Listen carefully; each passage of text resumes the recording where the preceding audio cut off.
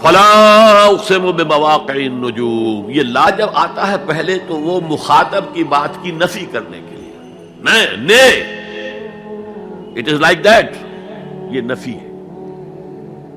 لا اقسم بیوم القیامہ، تمہارے خیالات غلط ہیں، میں قیامت کی قسم کھاتا ہوں۔ تو فرمایا فلا اقسم بمواقع النجوم، وقع یقع کے کیا معنی ہے؟ اور یہ سورت کون سی؟ واقعہ، اذا وقعت الواقعہ، وقع گر جانا، پڑ جانا، یہ ستاروں کے ڈوبنے کی جگہ ہے۔ فلا اقسم بمواقع النجوم وانہ لقسم لو تعلمون عظیم، اور اگر تم جانو تو یہ بہت بڑی قسم ہے جو ہم نے کھائی ہے۔ اس وقت کا انسان کیا سمجھتا کہ ستارے کہاں جاتے ہیں، کہاں غروب ہوتے ہیں، کہاں گرتے ہیں؟ آج ہمیں معلوم ہے۔ سورہ حامیم سجدہ میں جو کہا گیا ہے سنریہم آیاتنا فی الآفاق وفی انفسہم حتی یتبین لہم انہ الحق، ہم انہیں اپنی نشانیاں دکھائیں گے آفاق و انفس میں، یہاں تک کہ یہ بات واضح ہو جائے گی کہ قرآن حق ہے۔ آج ہمیں معلوم ہے خلا میں بلیک ہولز ہیں، اور یہ بلیک ہولز بڑے بڑے ستاروں کے پچکنے سے، پچک جانے سے پیدا ہوئے، اور جب وہ بڑے ستارے پچکتے ہیں، جو خلا پیدا ہوتا ہے، ویکیوم، اس میں بڑی طاقت ہوتی ہے، اس کے پاس سے کوئی سیارہ، کوئی ستارہ گزر جائے اسے کھینچ لیتا ہے قبر کے اندر۔ یہ بلیک ہولز کا تصور، اسی لیے اللہ نے اس وقت کے لوگوں کے لیے کیا کہا؟ فلا اقسم بمواقع النجوم وانہ لقسم لو تعلمون عظیم انہ لقرآن کریم، یہ بہت باعزت قرآن ہے، فی کتاب مکنون، ایک چھپی ہوئی کتاب میں ہے،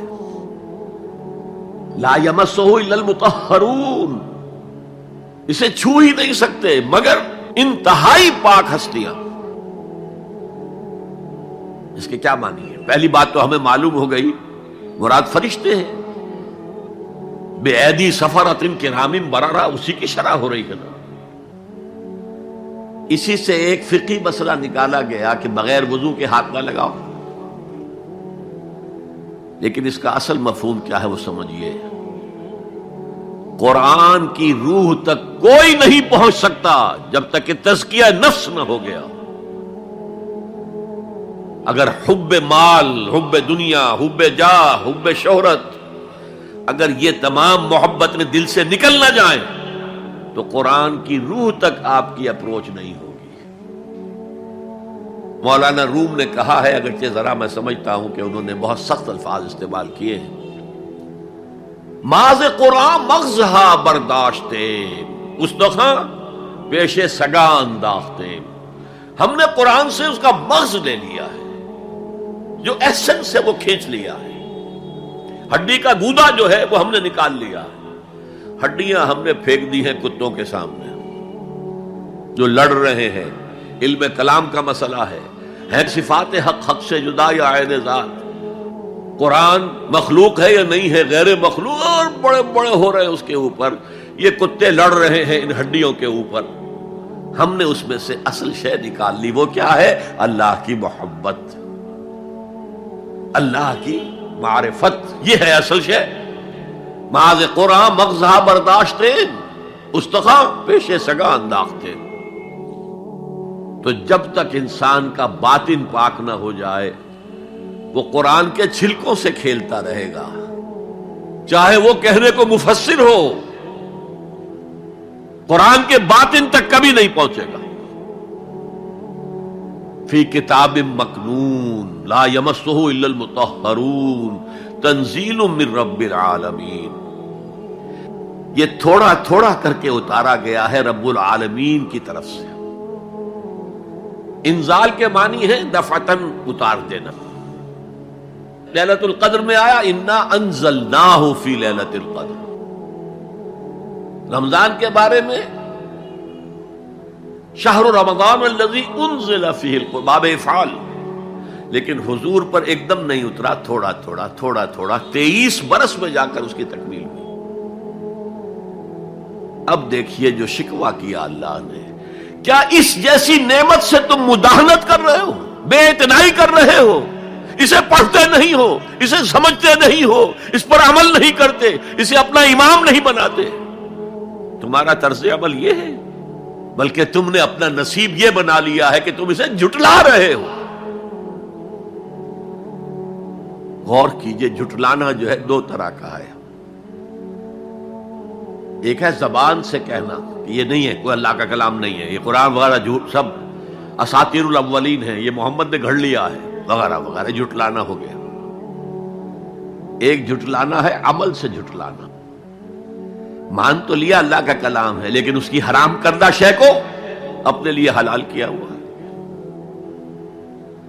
حدیث نبوی ہے، ما آمن بالقرآن من استحل محارمہ، اس شخص کا قرآن پر کوئی ایمان نہیں ہے جو اس کی حرام کردہ چیز کو اپنے لیے حلال ٹھہرا لے۔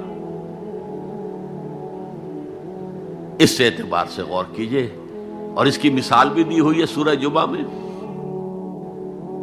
مثل الذین حملوا التوراۃ ثم لم يحملوها كمثل الحمار يحمل اسفارا بئس مثل القوم الذین کذبوا بآیات اللہ واللہ لا يهدی القوم الظالمین۔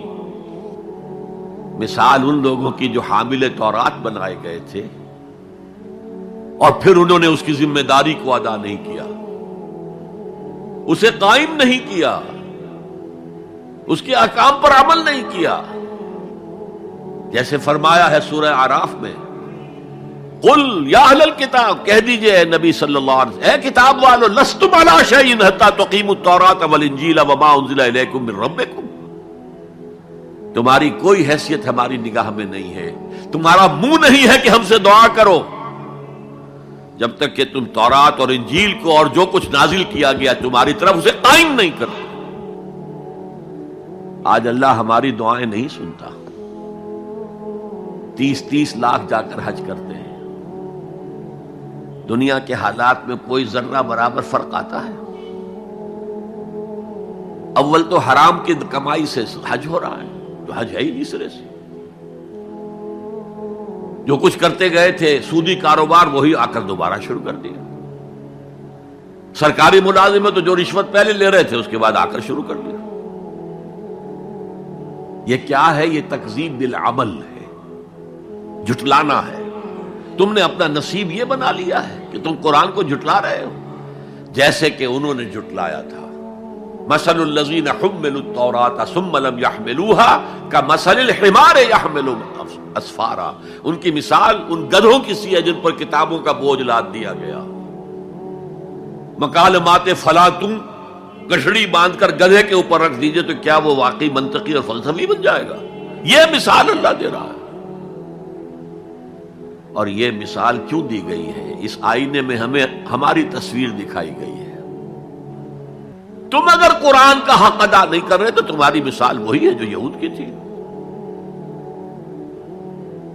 بئس مثل القوم الذین کذبوا بآیات اللہ، بری مثال ہے اس قوم کی جس نے اللہ کی آیات کو جھٹلایا۔ تو زبان سے تو یہودیوں نے کبھی نہیں جھٹلایا تورات کو، عمل سے جھٹلایا ہے۔ یہ وہ 5 مقامات ہیں جن میں اللہ تعالیٰ نے خود اپنے کلام کی ثنا بیان کی ہے، تعریف کی ہے، اس کی عظمت کو بیان کیا۔ اب میں آپ کے سامنے ایک حدیث رکھنا چاہتا ہوں، حضور نے کیا فرمایا۔ ایک حدیث سنا چکا ہوں آپ کو، عن عثمان بن عفان رضی اللہ تعالی عنہ قال قال رسول اللہ صلی اللہ علیہ وسلم خیرکم من تعلم القرآن وعلمہ، تم میں سے بہترین لوگ وہ ہیں جو قرآن سیکھیں اور سکھائیں۔ یہ حدیث بڑی عجیب ہے، یہ ترمذی میں بھی ہے اور دارمی میں ہے، اور اس کے راوی حضرت علی ہیں رضی اللہ تعالی عنہ۔ عن علی رضی اللہ عنہ قال، حضرت علی فرماتے ہیں انی سمعت رسول اللہ صلی اللہ علیہ وسلم یقول، میں نے سنا اللہ کے رسول صلی اللہ علیہ وسلم کو یہ کہتے ہوئے انہا ستکون فتنۃ، ان قریب ایک بہت بڑا فتنہ رونما ہوگا۔ حضرت علی فرماتے ہیں قلت، میں نے عرض کیا مل مخرج منہا یا رسول اللہ، اے اللہ کے رسول یہ فرمائیے اس فتنے سے بچنے کا، نکلنے کا راستہ کون سا ہوگا؟ جیسے آپ بڑے بڑے حالوں میں دیکھتے ہیں ایگزٹ، عرب ممالک میں لکھا ہوتا ہے مخرج، اگر کہیں آگ لگ جائے، کہیں دھواں بڑھ جائے تو نکلو، لال جو روشنیاں ہیں ان کے اندر جو نیچے دروازے ہیں ان کی طرف جاؤ، یہ مخرج ہے جان بچانے کی۔ یہاں ایک لحظہ توقف کر کے ہمارا اور صحابہ کا جو فرق ہے اس کو نوٹ کر لیجئے۔ اگر ہم ہوتے تو کیا پوچھتے؟ حضور یہ فتنہ کب آئے گا، کدھر سے آئے گا، کیوں آئے گا، کیا ہوگا؟ یہ سارے سوالات کرتے نا، جن کا عمل سے کوئی تعلق نہیں، معلومات ہے۔ حضرت علی نے کچھ نہیں پوچھا، بس آپ نے فرما دیا کہ بہت بڑا فتنہ ہوگا، تو بس ہمیں یہ بتائیے کہ اس سے نکلنے کا راستہ کیا ہے۔ اب سنیے حضور کی زبان سے قرآن مجید کی مدح۔ قال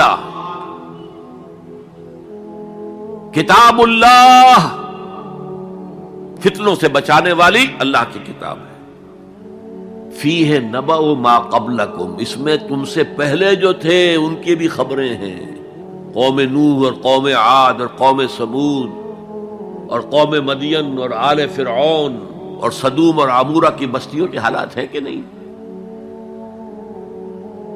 وَخَبَرُ مَا بَعْدَكُمْ، اس میں تمہارے بعد جو آنے والے حالات ہیں وہ بھی درج ہیں، ذرا کھدائی کر کے نکالنا پڑتا ہے ورنہ حالات موجود ہیں۔ ایک اوپر کی چیز ہے، سامنے کی چیز ہے، ایک ذرا اندر سے کھدائی کر کے، لیکن یہ کہ حضور فرما رہے ہیں خبر ما بعدکم وحکم ما بینکم، اور جو بھی اختلافات تمہارے درمیان ہوں گے ان کا فیصلہ بھی اس کتاب میں موجود ہے۔ کاش کہ ہم اپنے مذہبی اختلافات کو رفع کرنے کے لیے قرآن کی طرف رجوع کریں، جو حبل اللہ ہے، واعتصموا بحبل اللہ جميعا ولا تفرقوا۔ تو فرمایا کتاب اللہ فیہ نبأ ما قبلکم وخبر ما بعدکم وحکم ما بینکم، هو الفصل لیس بالحزل، وہ فیصلہ کن کلام ہے، ایسے ہی یابہ گوئی نہیں ہے، یہ قرآن کی آیات ہے۔ انہ لقول فصل وما هو بالحزل، سورہ طارق کے اندر آیا، طارق میں هو الفصل لیس بالحزل من ترکہ من جبار قسمہ اللہ، اگر کوئی جبار شخص اپنی سرکشی میں اس قرآن کو ترک کر دے گا اللہ اسے پیس کر رکھ دے گا۔ وَمَنِ ابْتَغَى الْهُدَى فِي غَيْرِهِ أَضَلَّهُ اللَّهُ، اور جو کوئی ہدایت حاصل کرنا چاہے گا قرآن کے سوا کسی اور چیز سے، اللہ اسے لازماً گمراہ کرے گا۔ کتاب ہدایت تو یہ ہے۔